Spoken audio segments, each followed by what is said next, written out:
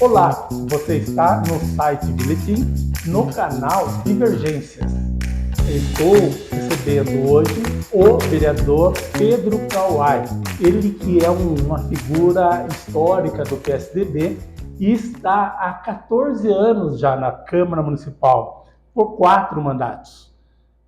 Pedro Kawai, tudo bem com você? Olá, Romualdo, um prazer muito grande estar no teu canal, aqui no Biletim. Obrigado pelo convite, obrigado pelos elogios aí, né, histórico. Eu não sei se eu ainda sou histórico, mas a gente está numa crescente, num caminhar aí há 14 anos, o 14º ano aí começando, então uma alegria muito grande estar aqui hoje, poder conversar um pouquinho sobre o nosso trabalho. Obrigado pelo convite. Porque, de qualquer forma, você acompanhou muito do cenário contemporâneo do Legislativo Municipal. Sim. Como que você vê nesses 4 anos? Houve evolução, houve retrocesso, ou você não faz um julgamento da qualidade do trabalho produzido na Câmara hoje? Olha, Romualdo, é difícil a gente julgar, analisar o trabalho individual de cada vereador, né? Eu acho que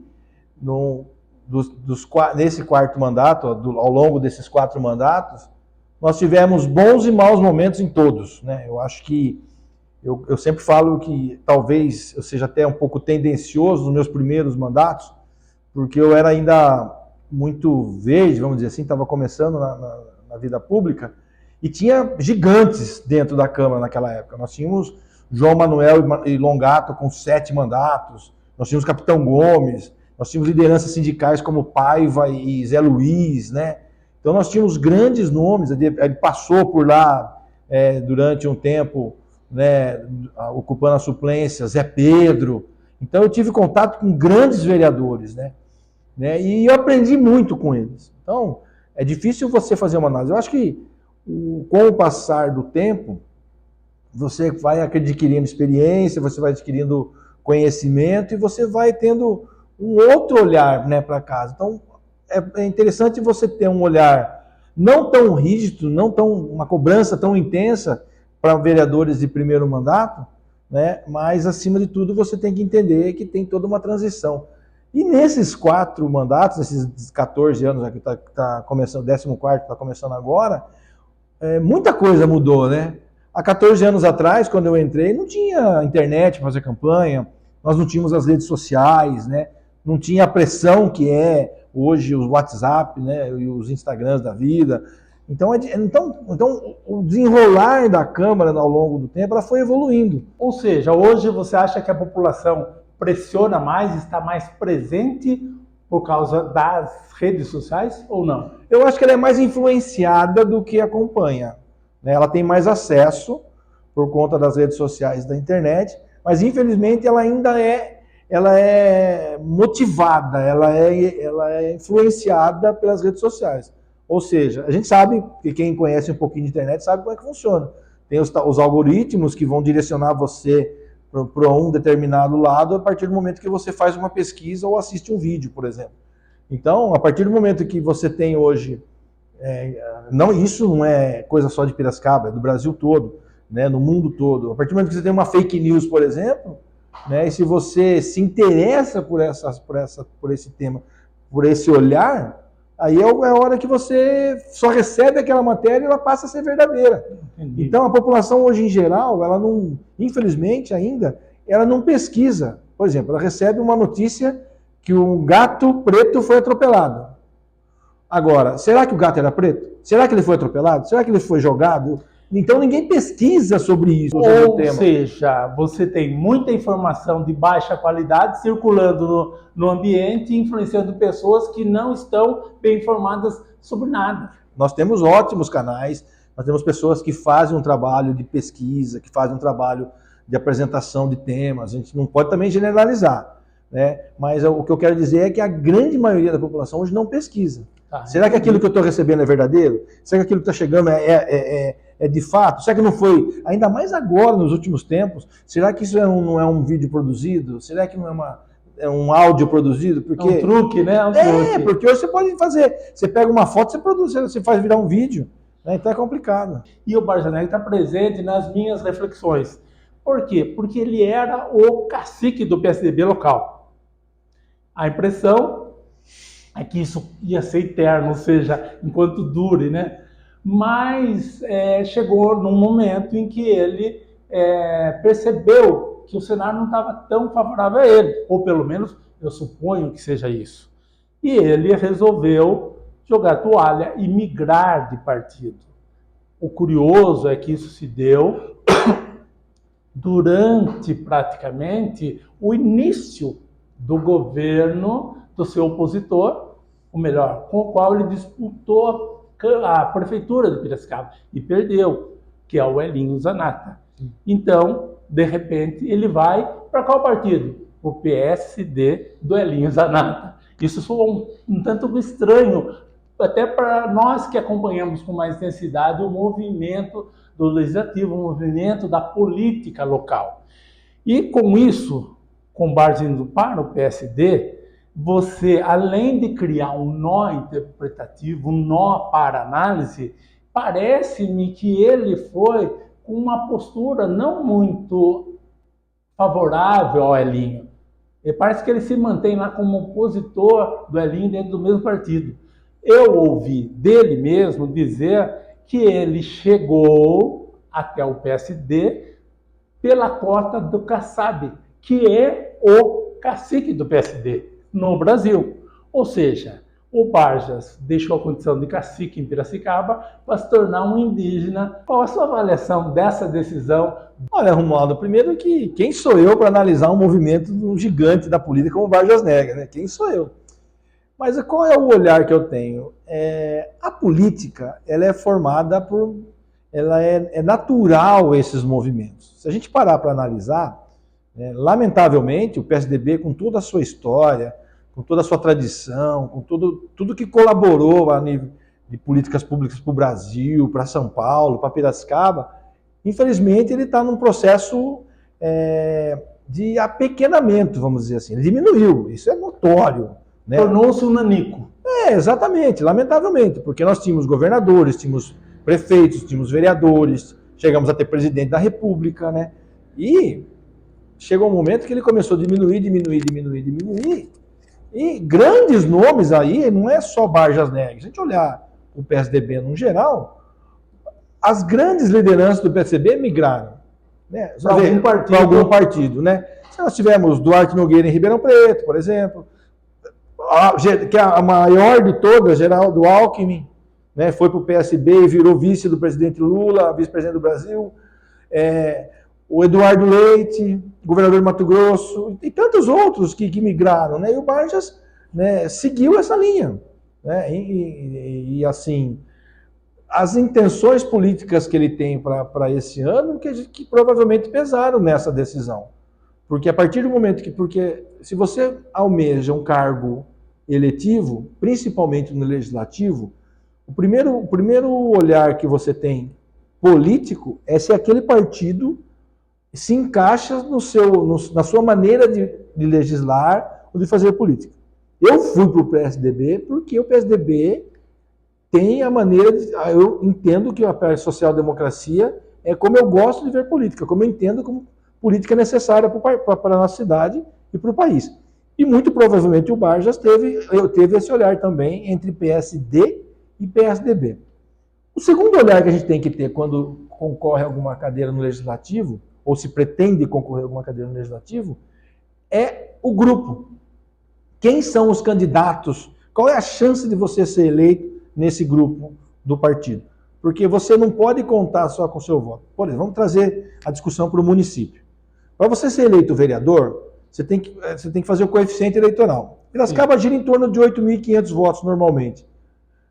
Se eu não tiver num partido, na média dos meus 4 mandatos, eu fiz 2.000 votos.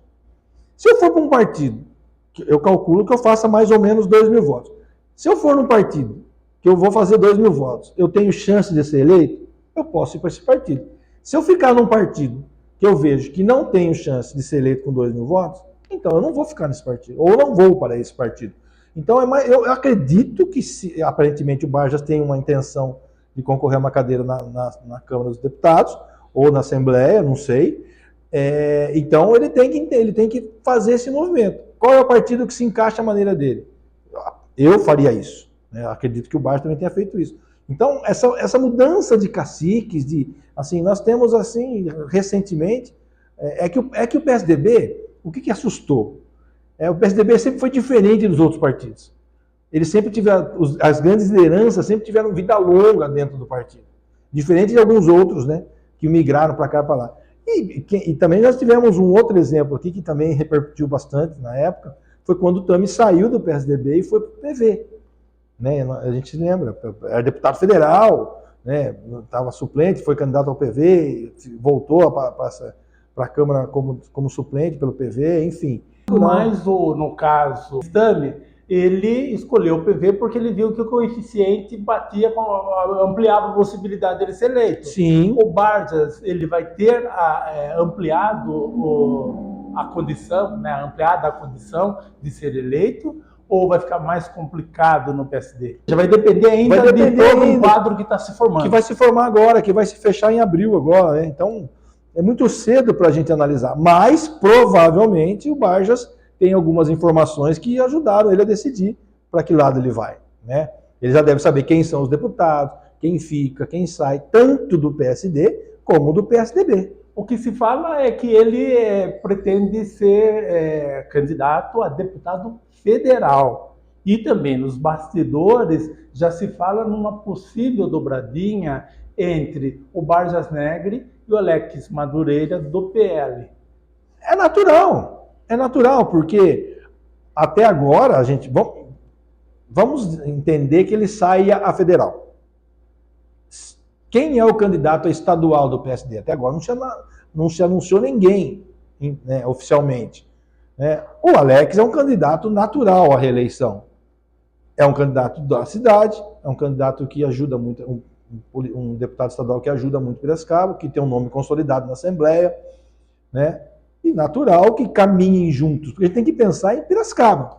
Né? Nós temos que pensar como político, seja estadual, federal, municipal, nós temos que pensar na cidade. É importante? Vai ajudar? Vai agregar? Não vai. Então, eu acho que é natural essa junção de forças de caminhar. Agora, tudo vai depender deles. Nós estamos fazendo uma análise superficial minha aqui. Eu não vejo nenhum problema de lideranças políticas independentes do partido. É óbvio que a gente nunca vai ver um deputado do PT saindo com um PL, que são os extremos direita e esquerda. Né? São oposições ferrenhas, né? Como era antigamente PT e PSDB.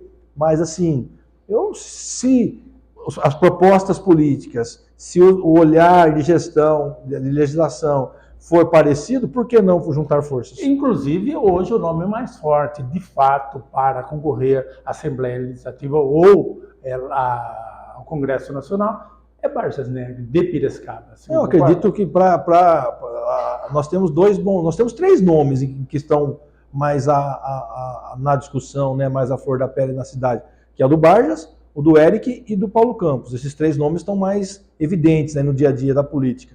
Mas ainda indefinido se para Brasília ou se para a Assembleia. Nós estamos fazendo. Eu entendo que esses três irão para a federal, na minha opinião. Né? Então, eu acho que esses três não despontam. Nós temos para estadual o Alex e a Bebel, que já são candidatos naturais à reeleição. E eu não sei mais, assim, a gente ouve muitos nomes, né? A gente ouve vários nomes aí. Tem o André, que pelo PSDB, que já se prontificou a sair estadual, né?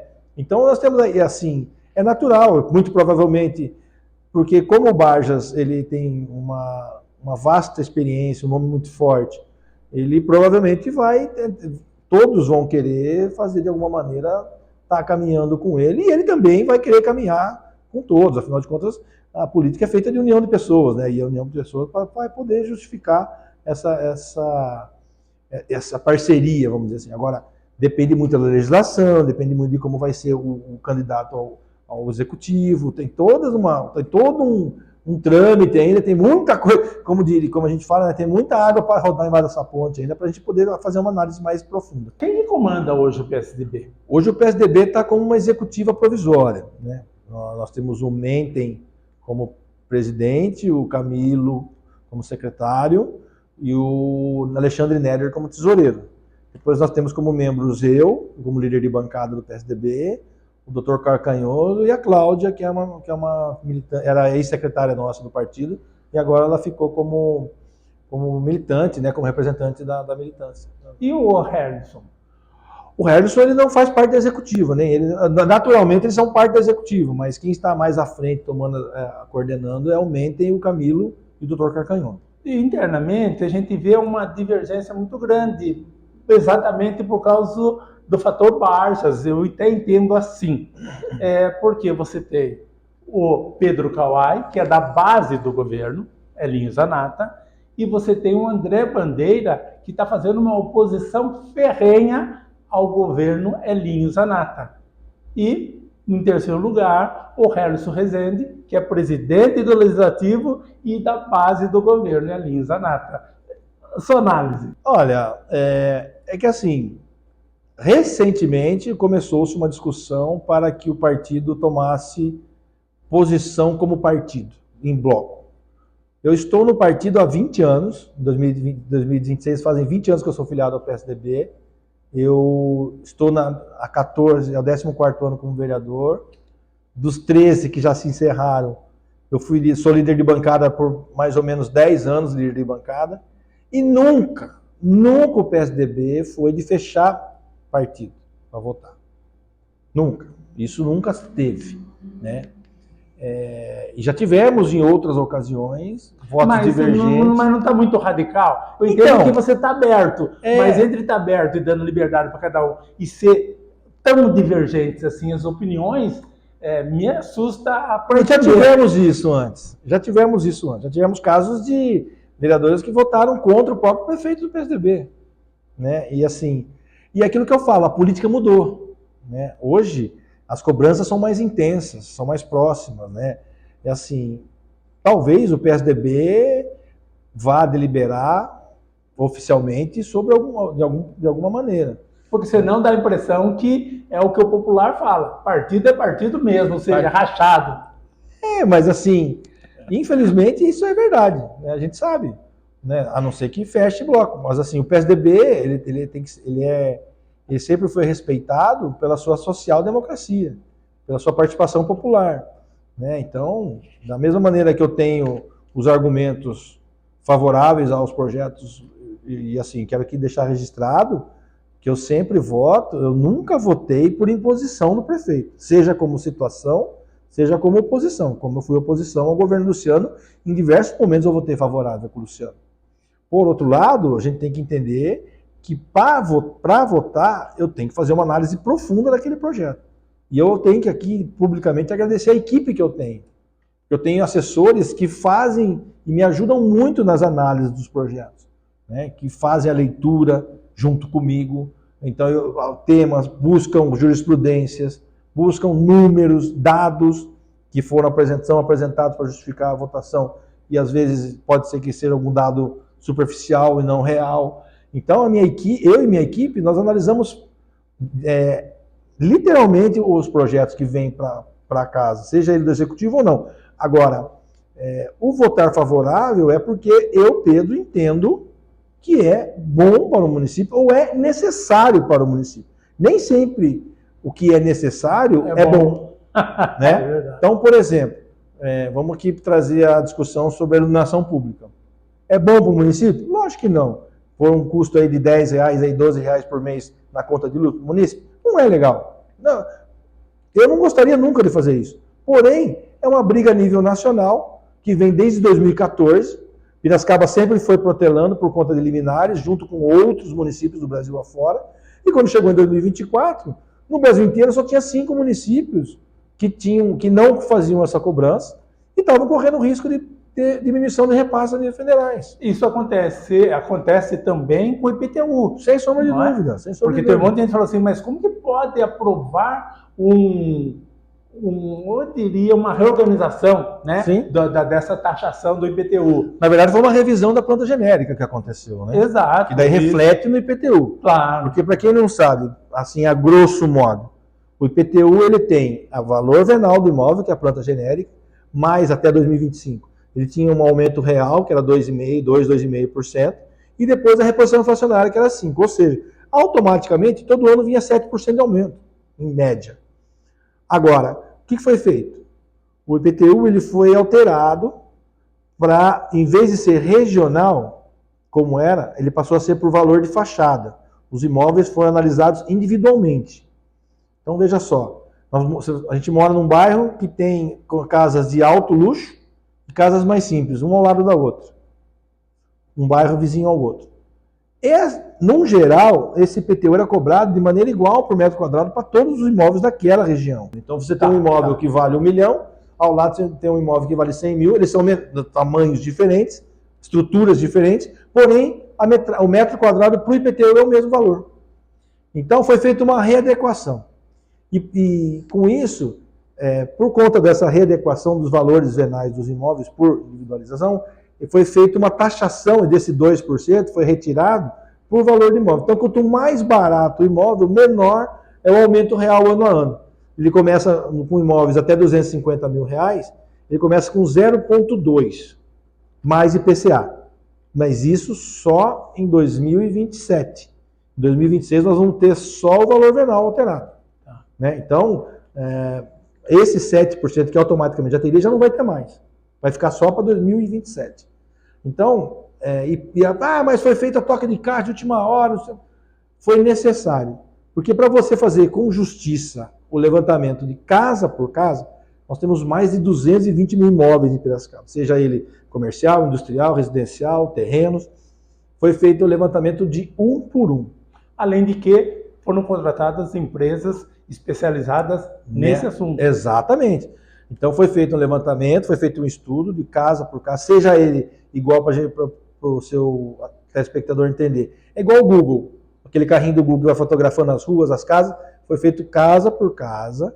Inclusive quem tiver um pouquinho de paciência pode entrar no projeto de lei lá no anexo 3, estão lá os 220 mil imóveis do município, um por um com o valor já de fachada, que é uma que vai fazer parte do cálculo do IPTU. Então você entra lá no anexo 3, pela internet, vê lá, procura seu endereço e já vai ver quanto vai ter o seu Inclusive, custo. O prefeito afirma que são mais de 100 mil imóveis que não terão o aumento real, então, em relação aos grandes imóveis. Por conta desse movimento que nós da Câmara fizemos, que é essa tirada, pelo menos nesse primeiro ano do IPCA, que é a reposição inflacionária. Essa cálculo de 2 foi o prefeito que fez, a equipe do prefeito e as equipes contratadas. E nós conseguimos também um outro avanço para amenizar esse impacto, porque esse impacto é só a gente parar para pensar. O nosso imóvel valorizou nos últimos 11 anos? Valorizou. É essa diferença de valor venal que está sobrecarregando o valor do IPTU. Porque há 11 anos ele não tinha um aumento real. Ele só tinha reposição inflacionária. Então, veja só, quem é um bom pagador vai ter 10% de desconto. Foi uma emenda que nós, vários vereadores, fizemos lá.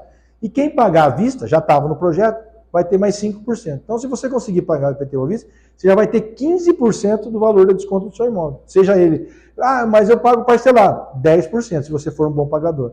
Porque ele já vai, automaticamente, você mesmo parcelado, você paga em dia, você já tem 10% de desconto.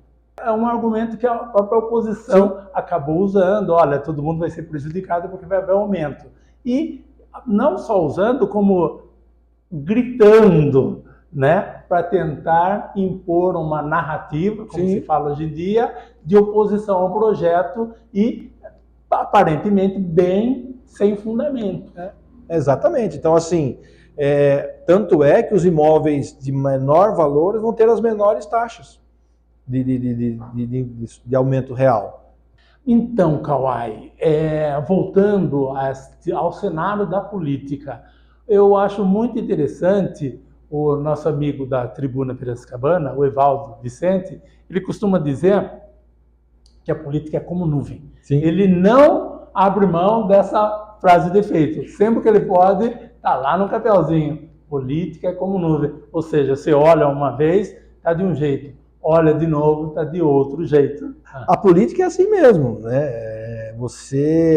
O que eu costumo dizer é que a gente não pode perder a coerência. Né? Aquilo que eu te falei. Eu sempre fui um cara ponderado, nunca fui radical, e não é porque a política se consolidou em extremos hoje que eu vou me tornar um extremista e deixar tudo que eu fiz nos últimos 20 anos para trás e esquecer. Ela tem nuvens? Tem nuvens. Uma hora eu estou parceiro do Romualdo, outra hora eu estou parceiro da sua filha, outra hora eu estou parceiro do Evaldo, mas eu estou mantendo a minha coerência, o meu olhar de como fazer política. Né? Então, por exemplo, eu fui opositor ao Luciano Almeida. Durante 4 anos eu fui opositor ao Almeida e tive 3 chances de ser situação. Compor também a base do Luciano Almeida. Só que a minha maneira de ver política naquele momento, da maneira que o Luciano estava fazendo a gestão do município, para mim não era coerente, eu não entendia como boa para o município, então passei a ser oposição. Se o Luciano, por um acaso, voltar a ser prefeito, se ele tiver uma maneira de fazer política diferente da maneira que ele foi prefeito e se encaixar na minha maneira de fazer política, eu posso ser base dele, compor junto com ele. Pelo que eu entendo, né, de política, eu nunca gostei de pensar como o Evaldo, o proprietário da tribuna, de considerar a política como nuvem. Mas parece-me que no Brasil esta é a frase que sintetiza mesmo a dinâmica dos nossos representantes, seja na Câmara, seja na Assembleia, seja lá no Congresso Nacional. Ou seja, a política brasileira é como nuvem. Sem sombra de dúvida. O Evaldo, quero aqui mandar um abraço para o Evaldo, um grande amigo, né, um grande orientador também, né, não só da história política, mas como a política atual, um cara muito bem informado.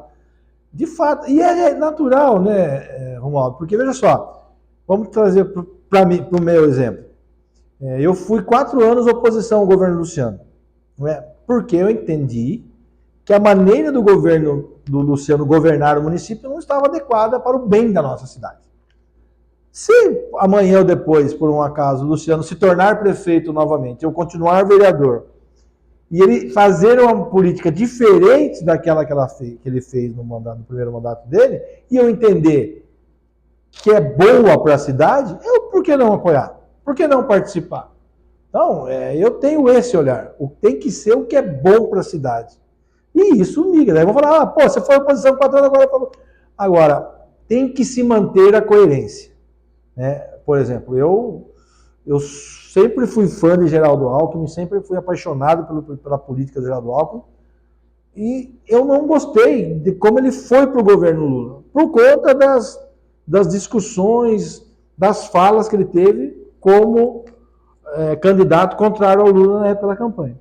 Inclusive, ele chegou a falar que o Lula, quando foi reeleito, não sei se foi bem esse cenário, mas de voltar ao local do crime. Ou seja, ele tinha uma ideia de um Lula criminoso. Exatamente. Então, assim, são falas que hoje pior ainda, hoje fica mais gravado, fica mais fácil de acesso do que antigamente.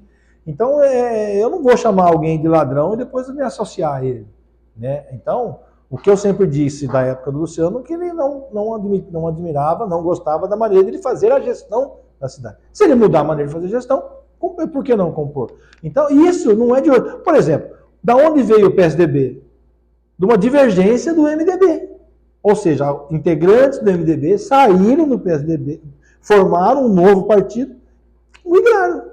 E tem muita gente que, nesse intervalo de tempo, saiu do PSDB e voltou para o MDB. Montoro, Covas. Então, existem essas migrações, sempre aconteceram. A política é natural, mas aquilo que eu sempre falo, tem que se manter a coerência, tem que se manter um olhar do que é melhor para a cidade. E às vezes nem sempre o que é melhor para a cidade é popular, o remédio é amargo, muitas vezes. Né? Você não faz é que a gente fala muito também, a gente falou das nuvens, né? Você não faz um omelete sem quebrar ovo. Né? Então tem coisas que, infelizmente, mas você tem que manter uma coerência, uma técnica, um olhar para poder tomar a sua decisão. Então você considera que o Elinho Zanata está fazendo um bom governo? Eu acredito que ele vai ainda fazer um bom governo. Ele já teve um bom começo. Né? Você vê, nós tivemos alguns avanços. Né? Por exemplo, no governo passado eu tive uma briga gigantesca com o Luciano e com o secretário Marcelo, da questão dos aparelhos auditivos. Que a fila de espera era de 4 anos. Você entrava com um pedido para receber esse aparelho e você tem que esperar 4 anos e meio.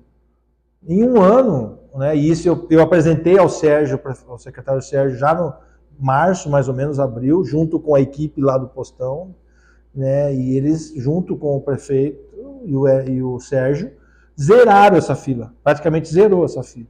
Então, em um ano. Então, tem muita coisa a ser feita? Tem muita coisa a ser feita. A mesma coisa aconteceu com a água, né? O Luciano deixou o SEMAI em situação lastimável com os nossos sistemas de abastecimento numa situação bem crítica. Sem sombra de dúvida. O último investimento, o Luciano não fez um investimento no SEMAI em 4 anos. E veja quanto a cidade cresceu. Nós tivemos também o problema do lodo no final do governo do Luciano, que afetou o início do Elinho. O SEMAI ainda precisa, já está vindo com vários investimentos, extremamente necessários. Né, nós tivemos aí, e é importante lembrar, tivemos recentemente um problema que ficou uma semana praticamente com dificuldade no abastecimento por conta de panes elétricas. O que o Ronald e a equipe dele decidiu?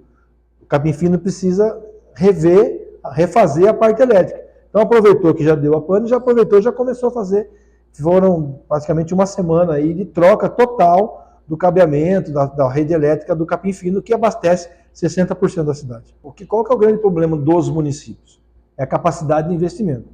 A gente fala, Piracicaba é rica. Rica, óbvio, Piracicaba é muito bem, está muito bem de orçamento, 3 bilhões em alguma coisa. Agora, a capacidade de investimento do município é 3% do orçamento. Quanto? 3%. Ou seja, é quase zero. Uma cidade do tamanho de Piracicaba. Então, a gente fala, quando a gente fala de investimento, é construir escola, construir creche, construir hospital, fazer asfalto.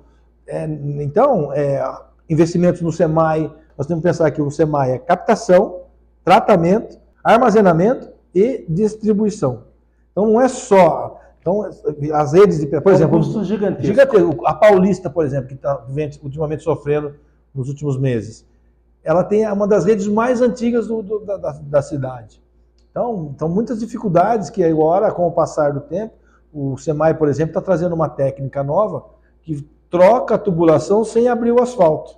Igual os tatuzão lá, guardados as devidas proporções, igual os tatuzão lá dos metrôs, ele vai perfurando, já vai trocando o cano e já vai, não precisa nem rasgar asfalto, nada. Você vê, quando a gente fala em gestão, o governo passado recapeou a Rua do Rosário inteira, desde o primeiro quarteirão da Campos Sales até a Praça Tacaque.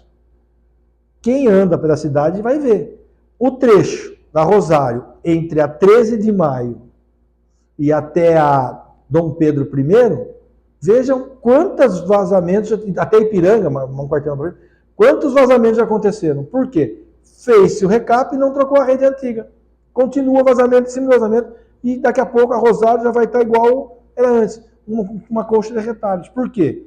Já que abriu a Rosário, já troca o encanamento que é antigo, que está com problema, que já existia o estudo, que era uma situação precária daquela rede. E isso prejudica, por exemplo, o bairro da Paulista, Jaraguá, que essa rede sobe para abastecer toda essa região. Lá no Plano de Aninho, e essa rede vai ser trocada, né, entre outros, mas existem outras, por exemplo, está sendo investido agora na região do Secap e de Santa Terezinha, que são áreas com uma população maior e que existe uma necessidade, principalmente de armazenamento e de condução, né, de armazenamento para dessa água dessa população. O Secap, por exemplo, tem uma dificuldade gigantesca. Nós teve o crescimento de toda aquela região da Avenida Rio das Pedras, né, com aqueles condomínios. Nós tivemos também o Nimep Taquaral, ali na antiga Fazendinha, Campos do Conde. São vários condomínios, vários loteamentos que foram se construindo ao longo do tempo e não se foi feito nenhum armazenamento, por exemplo, para aquela região.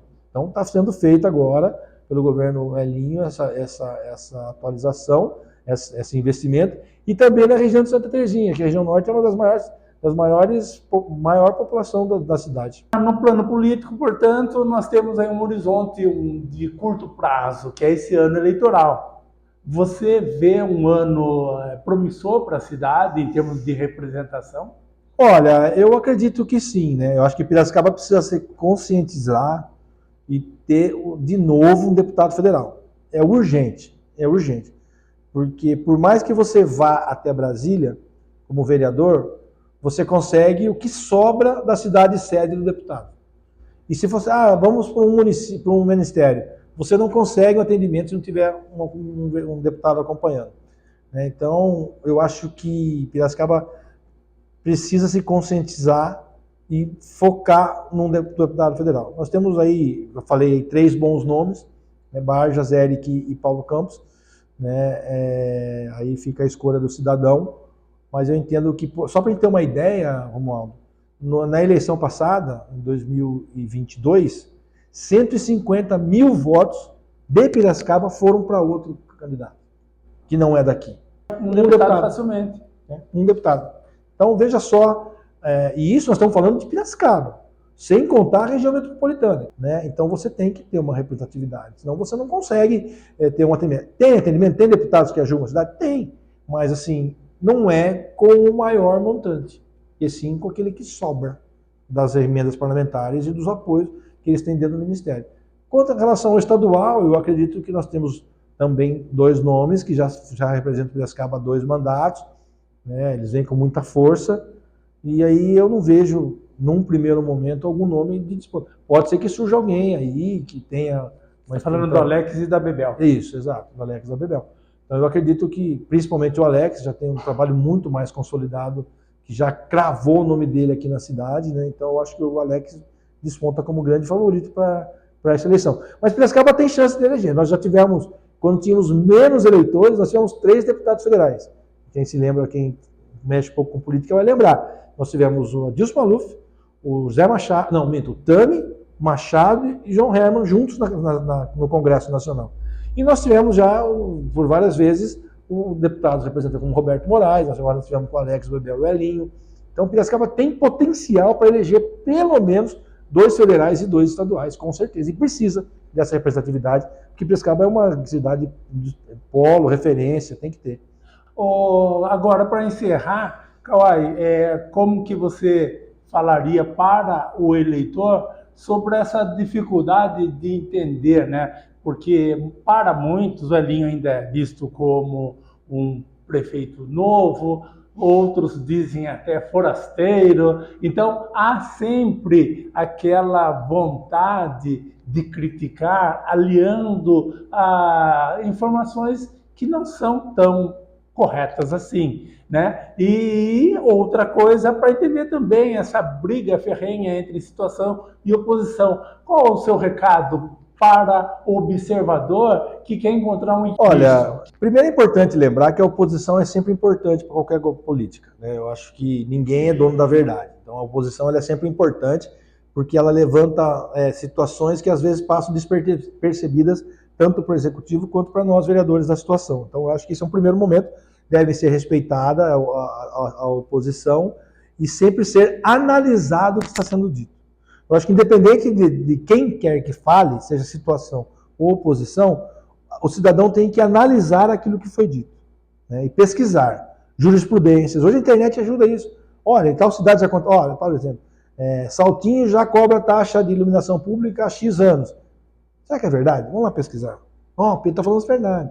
Então, assim, eu acho que o primeiro passo é se analisar o que está sendo dito. É verdade? É coerente ou não é coerente? Você tem dentro de a situação apresenta uma proposta, um discurso que é contra por causa disso. E nós vivemos numa democracia. Eu sou contra por causa disso, mas eu sou a favor por causa daquilo. Então, em qual posição eu me encaixo? Eu vou me manter contrário? Porque eu posso também, como cidadão, ser contrário à decisão do poder público. E isso não é crime. O que não pode é se julgar as pessoas pela decisão. Ah, você é corrupto, você é ignorante, você não pensa no povo. Não, a gente pensa. Mas então, eu sempre tomo as decisões baseadas em fundamentações. Então, eu sou favorável por causa disso, eu sou contrário por causa daquilo. E você fazer a sua análise para ver onde você se encaixa. Isso é fundamental. Isso é fundamental. O cidadão comum precisa, antes de pender para um lado ou para o outro, investigar um pouco melhor, ter um pouco mais de profundidade em relação ao tema colocado na mesa para discutir. Sem sombra de dúvida. Eu para tomar as minhas decisões, eu sempre escuto quem fala sim e quem fala não, para ver para que lado eu vou. E assim que eu tomo minhas decisões, sempre tomei. Legal. Então, encerramos aqui mais uma entrevista do canal Viletim, no projeto novo nosso, que é o Divergências. E conversei hoje com o Pedro Kawai, uma referência do PSDB de Piracicaba, 14º ano de mandato. Obrigado, Romualdo, um prazer muito grande. Espero poder ter contribuído um pouquinho para a discussão da política.